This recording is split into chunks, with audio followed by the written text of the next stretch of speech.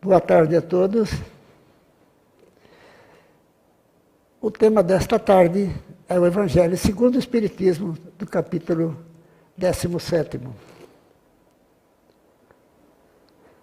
Que ondas de luz e paz envolva a todos que nos ouvem neste momento. Se tudo terminasse com a morte do corpo, não haveria nenhuma necessidade de estarmos falando acerca deste assunto. A sobrevivência da alma foi citada várias vezes por Jesus na conversa com seus apóstolos, dizendo-lhes claramente que fossem anunciar o reino de Deus e que não temessem os que matam o corpo, porque nada podem com a alma. Nesta outra conversa com o apóstolo Tiago, o mais jovem, ficava surpreso como quando via Jesus fazer curas extraordinárias, afastando espíritos perturbadores. E, em particular, lhe perguntou a Jesus se os espíritos do mal eram também nossos irmãos. Jesus lhe respondeu: toda a criação é de Deus. Por acaso duvidas disso? O homem que veste a toga do mal hoje, vestirá a do bem amanhã.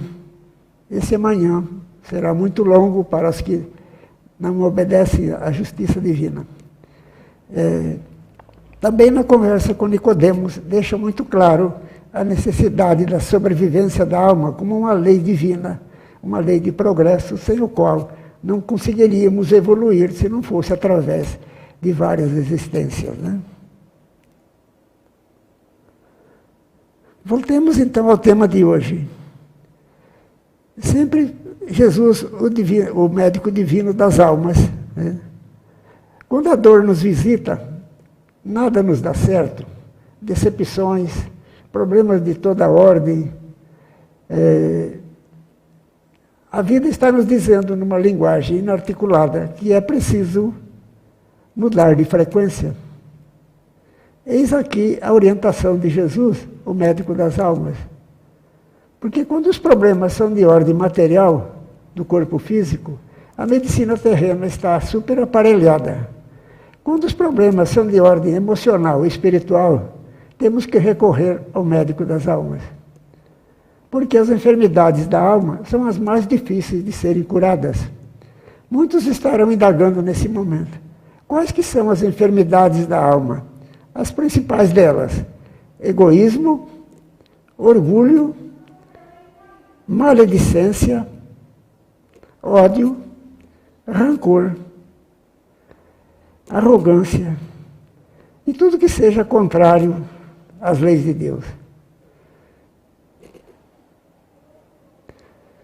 Então, voltando ao diálogo de Jesus, né, que está no Evangelho de Mateus, falando aos apóstolos: mas eu vos digo, amai os vossos inimigos, fazei o bem aos que vos têm ódio, e orai pelos que vos perseguem e caluniam, para serdes filhos de vosso Pai que está no céu, o qual faz nascer o sol sobre os bons e maus, cair a chuva sobre justos e injustos.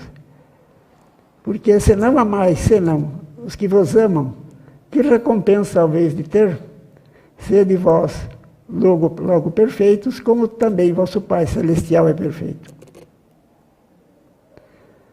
Desde que Deus possui a perfeição infinita em todas as coisas, esta máxima, sede perfeitos como vosso Pai Celestial é perfeito, tomada ao pé da letra, faria supor a possibilidade de atingirmos a perfeição absoluta. Se fosse dado à criatura ser tão perfeita quanto seu Criador, ela o igualaria, o que é inadmissível. Mas os homens aos quais Jesus se dirigia não teriam compreendido essa questão. Ele se limitou, portanto, a lhes apresentar um modelo e dizer-lhes que se esforçassem para atingi-lo. Devemos, pois, entender por essas palavras a perfeição relativa a que a humanidade é suscetível e que mais pode aproximá-la da divindade, né? Mas em que consiste a perfeição? Jesus mesmo disse, né? Amai os vossos inimigos. Por que a necessidade de amar os inimigos? Porque os inimigos, se nós mantermos um contato emocional com eles, mental, nós estaremos absorvendo energias negativas dele, né? E assim por diante, né? Então, por isso, harmonizar com os inimigos é uma regra de saúde também, né? Porque quando estamos bem emocionalmente, tudo funciona bem, né? Fazei o bem aos que vos têm ódio. O ódio é muito letal, né? É muito letal nas nossas vidas, nos prejudica bastante também, né? Com isso mostra que a perfeição a perfeição e a caridade é a caridade na mais ampla acepção da palavra, porque ela implica a prática de todas as virtudes. Todos os vícios, e os simples defeitos, têm origem no egoísmo e no orgulho que são a sua negação. O homem de bem, o verdadeiro homem de bem, é aquele que pratica a lei de justiça, de amor e de caridade na sua maior pureza. Tem fé em Deus, na sua bondade e na sua justiça. E na sua sabedoria. Sabe que nada acontece sem a sua permissão. Tem fé no futuro e por isso coloca os bens espirituais acima dos bens temporais. Porque os bens espirituais vão nos auxiliar bastante na outra morada. E os bens materiais aqui ficam. Devemos usá-los, respeitá-los, mas desapegá-los também. Porque não levaremos nada de material para o outro lado. Apenas algumas virtudes e alguns defeitos. Quanto mais virtudes, melhor será a nossa acomodação nas colônias, onde cada um esteja em curso, né? Tem fé no futuro, e por isso coloca, acima de tudo, os bens espirituais, né? Por isso, já no início diz, sede perfeito como perfeito é vosso Pai Celestial, né? Sabe que todas as vicissitudes da vida, todas as dores, todas as decepções, são provas ou expiações, e as aceita sem murmurar. Porque essas provas e expiações nós escolhemos antes de reencarnar aqui. Quando reencarnamos aqui, nos esquecemos. Mas na consciência fica gravada o que fazer e o que não fazer, né? Faz o bem pelo bem sem esperar recompensa. É a melhor coisa, quando se ajuda alguém, esquecer que se ajudou, né? É a melhor coisa, isso é desapego mesmo, né? Paga o mal com o bem, toma a defesa do fraco contra o forte. Então, se o fraco está sofrendo, a gente mentaliza a luz para ele, para que ele possa resolver a situação, né? A oração é uma ferramenta importantíssima nas nossas vidas, né? O próprio Jesus nos disse, né, que tudo que pedíssemos em oração nos seria concedido, né? É claro que aí temos que ver a relatividade das coisas, né? Temos que pedir o que seja bem da alma, né? O que seja benefício para a alma, o entendimento, o discernimento, a razão, a lógica e, sobretudo, o amor e o respeito, né? Isso devemos pedir sempre, né? E aí, automaticamente, as outras coisas virão acrescidas, né? Não tem ódio nem rancor, nem desejo de vingança. A exemplo de Jesus, esquece as ofensas, né? Porque guardar as ofensas é a mesma coisa que engarrafar veneno, né? Porque as coisas ruins detonam a saúde física, né? Porque o nosso emocional é regido pelo nosso cérebro, nosso pensamento. Então, a frequência que o nosso pensamento estiver irradiando, assim serão nossas atividades diárias. Por isso, o desapego dessas imperfeições que ainda somos portadores, quase todos aqui na Terra, né? Com raras exceções, né? É indulgente para com as fraquezas alheias, porque sabe que ele mesmo tem necessidade de indulgência. Todos nós temos cante a justiça divina, ainda contas a acertar. Uns de maior intensidade, outros de menor intensidade, mas todos temos ainda débito para com a justiça divina. O dia que já na Terra não tivermos mais nenhum acerto com a justiça divina, que podemos até ir para um mundo mais adiantado, né? E assim sucessivamente, né? É a lei de evolução. Não se compraz em procurar os defeitos dos outros ou pô-los em evidência. Estuda suas próprias imperfeições e se esforça em combatê-las. Como diz André Luiz no seu livro, o único mal que existe o único mal a temer é aquele que existe em nós, né? Que são os nossos pensamentos malévolos, os nossos sentimentos fora de ordem e essas coisas assim por diante, né?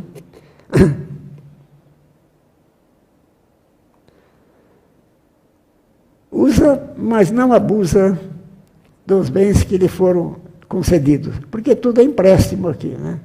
Para uns o empréstimo é maior, a responsabilidade é maior também, né? Então, tem fases da vida da pessoa que são provas, e são provas difíceis, né? Uma delas é a riqueza, a fortuna. A outra é o poder, né? E a outra é a inteligência, né? Por que a inteligência? A inteligência é um atributo da alma. Mas a inteligência sem a moral cristã é um desastre. Por exemplo, essa epidemia por que passamos agora não foi criada sozinho. Alguma inteligência do outro lado, auxiliada por alguma deste lado aqui, foi posta em evidência. Mas por que ocorreu isso daí? É que Deus, na sua justiça, na sua sabedoria e justiça, né, aproveita os nossos erros para transformar em coisa boa. A humanidade precisava de uma autoeducação, porque se a Terra está em vias de mudar-se, está já iniciando para o mundo de regeneração, esse mundo, a ética funciona em todos os sentidos. Então, isso é para que nós, quando chegar a nossa hora, que ninguém deve ter pressa disso, a gente saia daqui em paz consigo mesmo, né? Já em condições de ter acessão a outras situações melhores, até as colônias, né? Onde a gente irá frequentar mais tarde, né? Se nas suas relações sociais alguns homens se encontram na sua dependência, trata-os com bondade e benevolência, porque sabe que todos nós somos iguais perante a justiça de Deus, né? Sua autoridade, usa sua autoridade para erguer-lhes a moral, e não o orgulho para os colocar em situação humilhante. Nunca dever usar a sabedoria para humilhar ninguém, não, né? Todo mal que façamos aos outros, automaticamente estamos fazendo a nós próprios, né? O subordinado, por sua vez, compreende os deveres da sua posição e tem escrúpulos e procura cumpri-los conscienciosamente, né? É aquela pessoa que cumpre com as suas obrigações para com o seu semelhante, para com o seu chefe, com as pessoas que tenham hierarquia, né? Porque é assim que funciona a ordem universal, né? Daqui a Deus é uma escala. São vários mundos daqui até lá. E quando alguém daqui solicita alguma coisa, está solicitando a fonte criadora, né? Está solicitando no bom sentido, claro. Então, o homem de bem respeita no seu semelhante os direitos que eles são assegurados pela lei da natureza, né? Como desejaria que os seus fossem respeitados. É aquela informação que Jesus deixa muito claro, né? Façai aos outros tudo que gostaria que os outros vos fizessem. Porque tudo que façamos ou lançamos em pensamentos no oceano da vida, para nós automaticamente voltará, né? Então, por que não fazer o bem sempre, né? O bem é o bem sempre. Os bons espíritas. A doutrina espírita é a promessa de Jesus, como consta no Evangelho de João, no capítulo 14, item 15, 17 e 26. O Espiritismo, bem compreendido, mas sobretudo bem sentido, nos leva à compreensão e à prática da moral do Cristo. Sem a doutrina espírita ficaria um pouco difícil para a gente entender os ensinamentos de Jesus. A doutrina espírita é a chave que nos abre todos os enigmas, né? Tudo que está ocorrendo no mundo hoje. A pessoa que estuda a doutrina espírita acentuadamente, de fio a pavio, como se diz assim, né? Ele não tem dúvida do que está ocorrendo, ele compreende automaticamente por que isso, por que aquilo, né? Porque os Espíritos vieram aclarar aquilo que o Cristo não pôde dizer tudo, porque não era a época, né? Era prematuro. Então ele, mais tarde, enviou a doutrina espírita, como ele deixa mais claro aqui, né?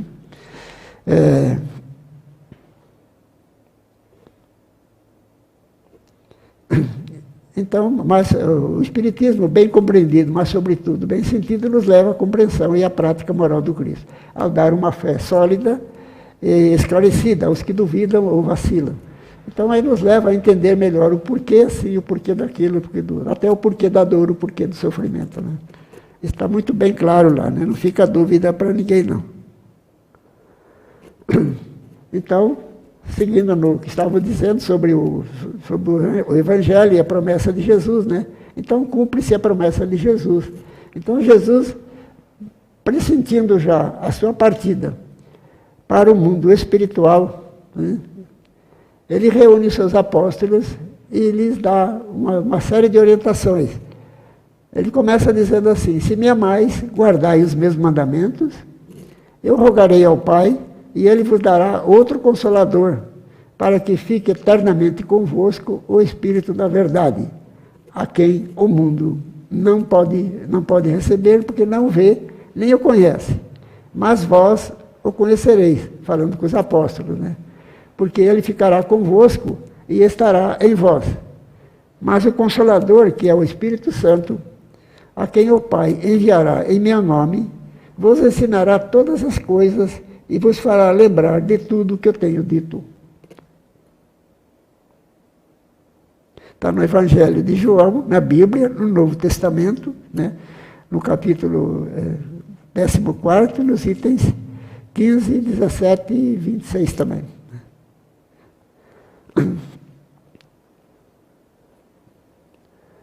A lei de justiça e amor e caridade rege toda a criação, né?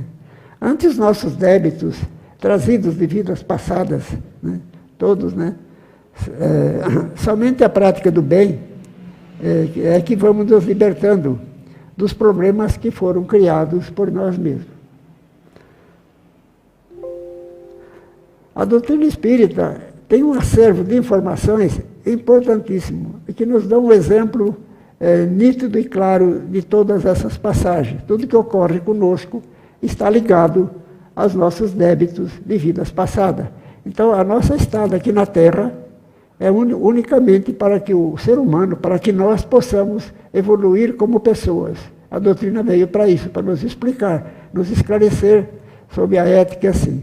É claro que nessa caminhada terrena existem alguns espíritos, irmãos nossos, que ficaram muito à distância. Tem alguns que já fazem, parece que 10 mil anos que estão aqui na Terra, aqui já, né? Reencarna e desencarna, encarna e desencarna, quando não desencarna também, né?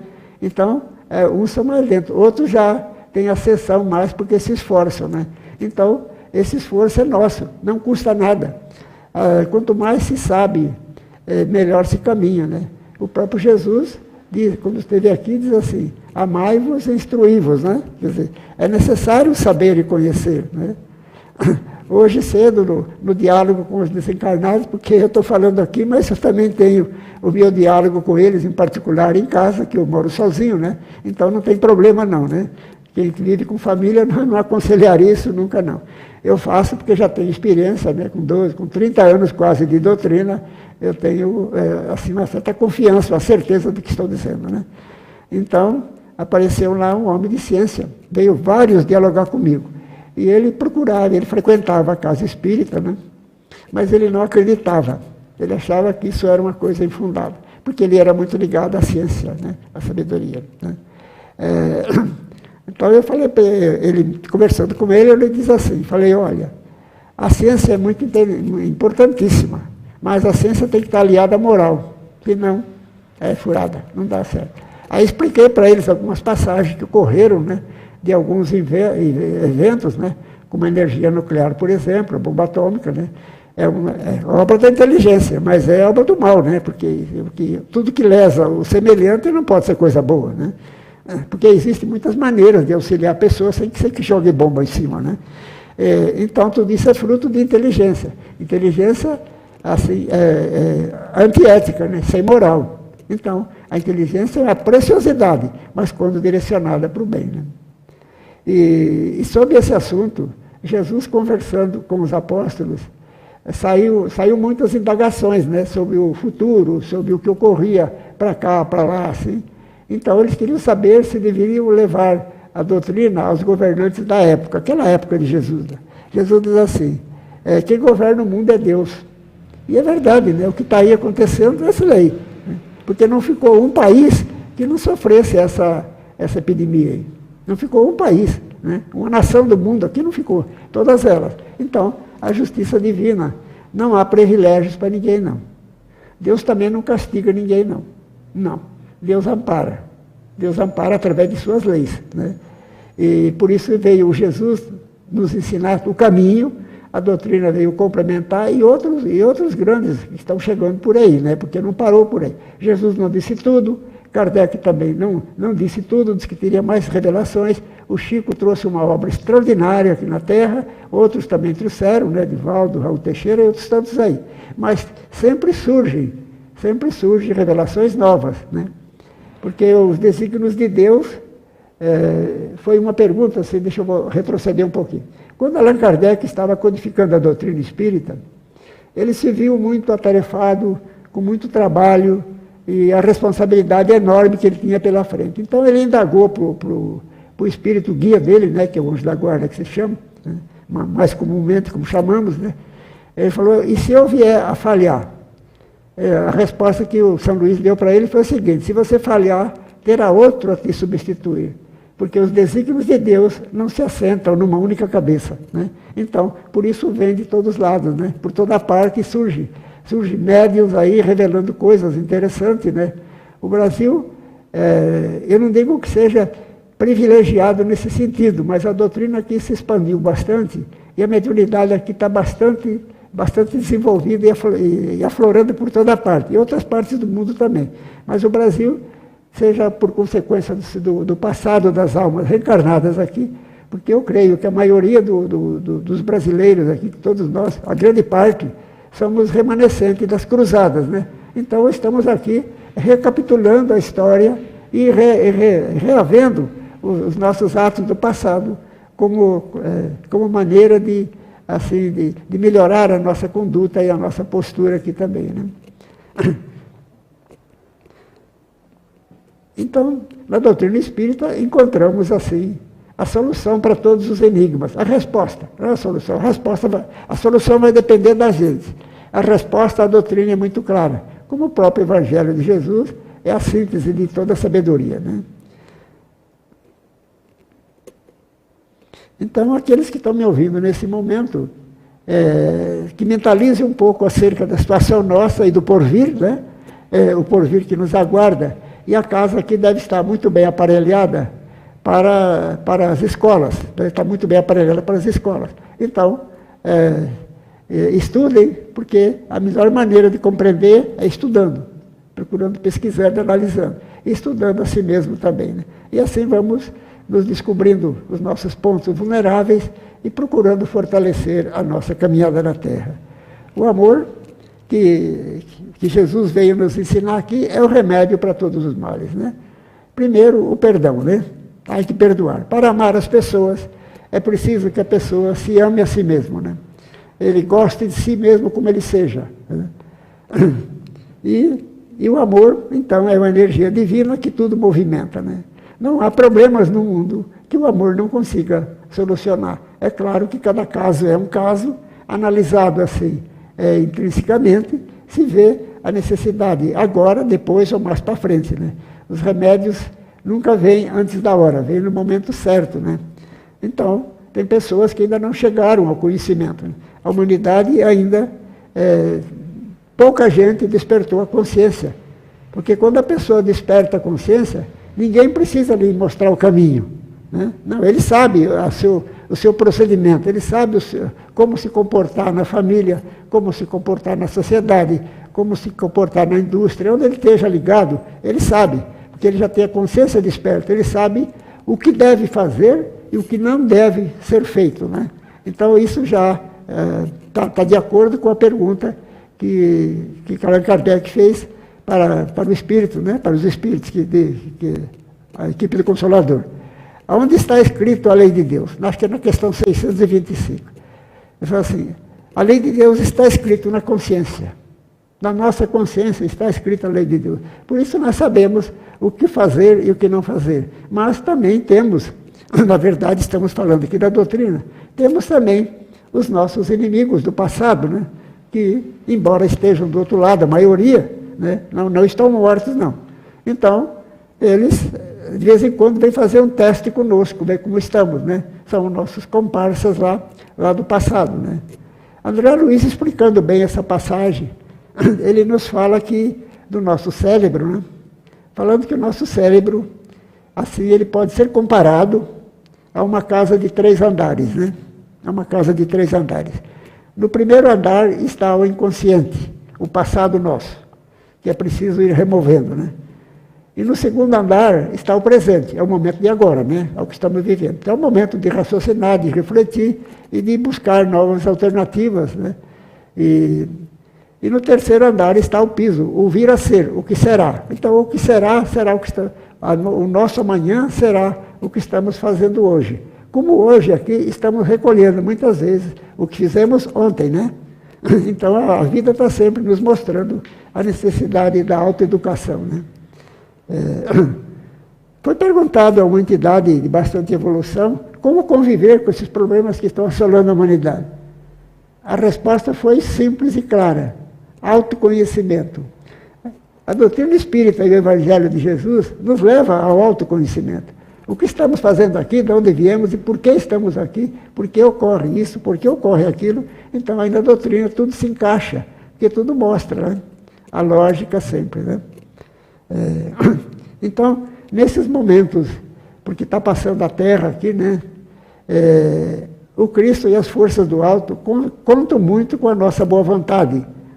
Com a nossa boa vontade. Então, silenciarmos a crítica, a maledicência, isso prejudica até o planeta e nos prejudica também, né? Porque toda palavra que não tenha um objetivo nobre é uma palavra deprimente sempre, né? Então, usar a ética em todos os sentidos, né? E o Cristo realmente conta conosco nesses momentos de mudança. Que tenhamos fé, que tenhamos paciência e, sobretudo, não nos afastarmos dos nossos deveres, né?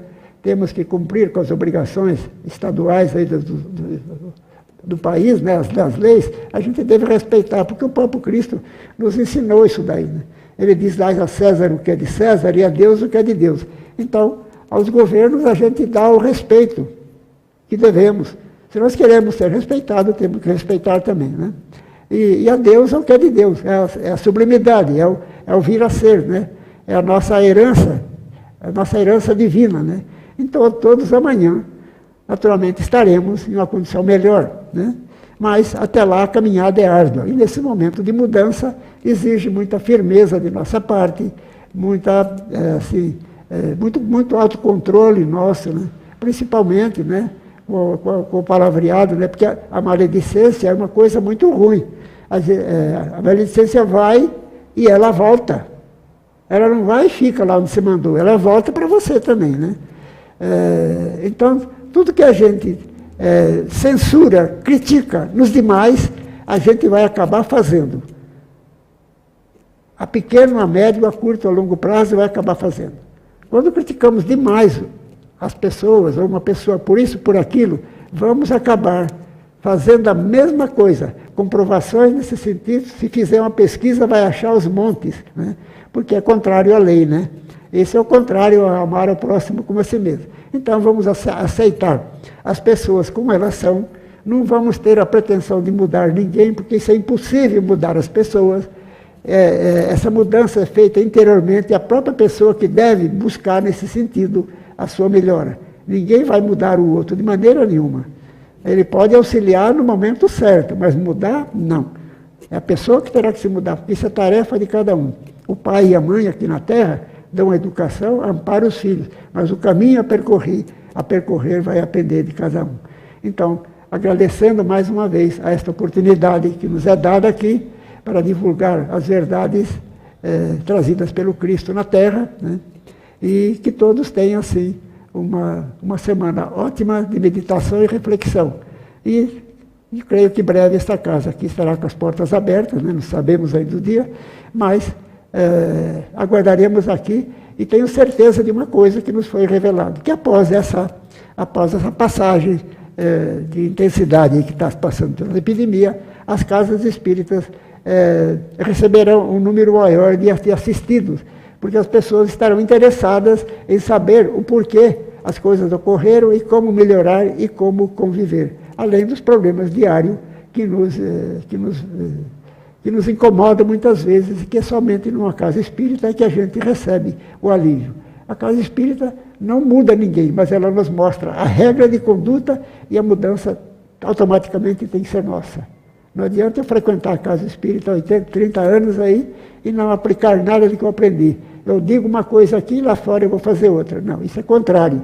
Eu tenho que ser honesto comigo mesmo e para com a minha consciência também.